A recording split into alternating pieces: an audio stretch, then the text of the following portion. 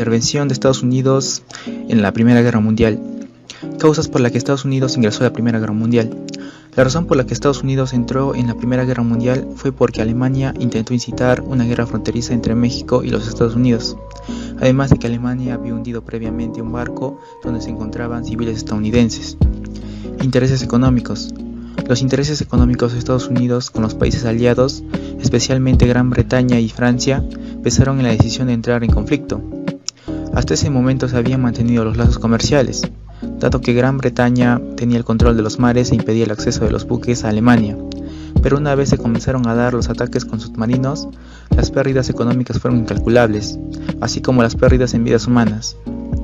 Estos, sumada a la profunda indignación del pueblo estadounidense frente a los presuntos comportamientos crueles por parte del ejército alemán, predispusieron a la población a apoyar el enfrentamiento armado. Estados Unidos, primera potencia mundial gracias a la guerra. Durante la guerra, el único país beneficiado fue Estados Unidos, con una ganancia de $250 mil millones gracias al ingreso del dinero de los países involucrados en la guerra, como Bélgica o Italia, para la compra de armas, equipamiento militar, víveres, etc. Gracias a este factor se posicionó como la primera potencia del mundo. Consecuencias. En Estados Unidos se sufrieron bajas en la guerra de aproximadamente 116.516 personas, entre las más resaltantes la muerte de Kenton Roosevelt, hijo menor del presidente Theodore Roosevelt. Estados Unidos salió fortalecido económicamente luego de que concluya la guerra. Sus exportaciones de alimentos se duplicaron a lo largo de la guerra y sus préstamos fueron fundamentales a la hora de financiar a los aliados. La guerra también afectó a las economías de los países neutrales, y no solo eso, ya que estos terminaron con grandes deudas hacia Estados Unidos, por ejemplo el Reino Unido, con más de $4.000 millones. Intervención de Estados Unidos en la Segunda Guerra Mundial. Estados Unidos optó por una política de neutralidad durante los primeros años de guerra. Sin embargo, el 7 de diciembre de 1941, el Imperio japonés bombardeó la flota estadounidense Pearl Harbor en las Islas Hawaianas, paralizando así la Armada y Fuerza Aérea estadounidense en el Pacífico. Al día siguiente, Estados Unidos declaraba la guerra al Imperio japonés, entrando de lleno en la guerra. Como consecuencia, Alemania e Italia también le declararon la guerra a Estados Unidos. Estados Unidos, ya en la guerra, comenzó a movilizar todos sus recursos nacionales para hacerle frente al eje. Es así que las plantas industriales se reconvirtieron en fábricas de armas y equipos militares. Sumado a eso, el llamado del presidente Roosevelt para que los jóvenes, ancianos y mujeres participen en los trabajos de producción fueron los responsables para que Estados Unidos logre producir 96.000 aviones al año y más de 5.700 barcos construidos durante la guerra.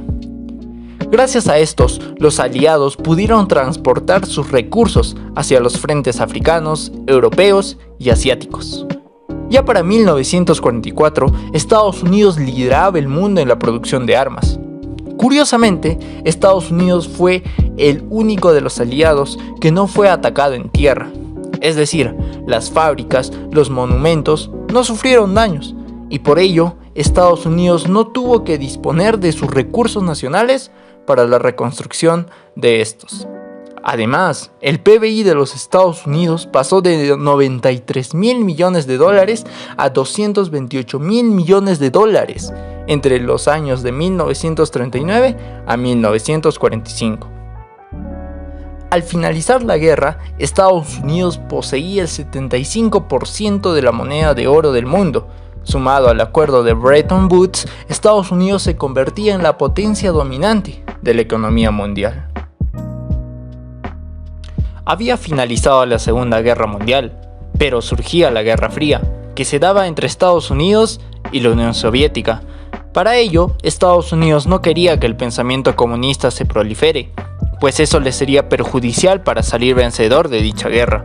Y si bien en Latinoamérica gran parte de los países estaban inclinados para el lado de Estados Unidos, este último no quería que haya el menor acercamiento posible de esos países latinoamericanos con la Unión Soviética.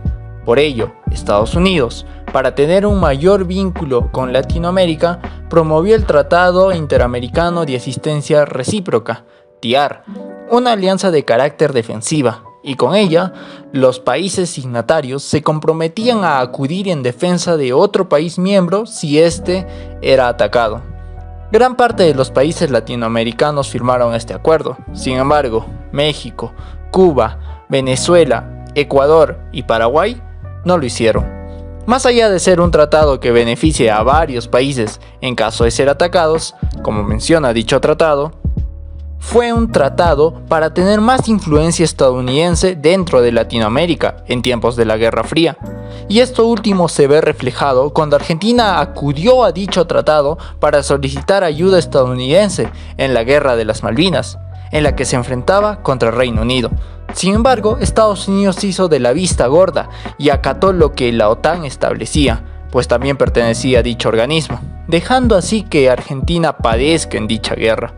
Años más adelante, pero aún en tiempos de la Guerra Fría, el presidente estadounidense John F. Kennedy observó que las bajas condiciones de vida y la devastación dentro de Latinoamérica hacía que dichos países sean más propensos a acercarse a la Unión Soviética.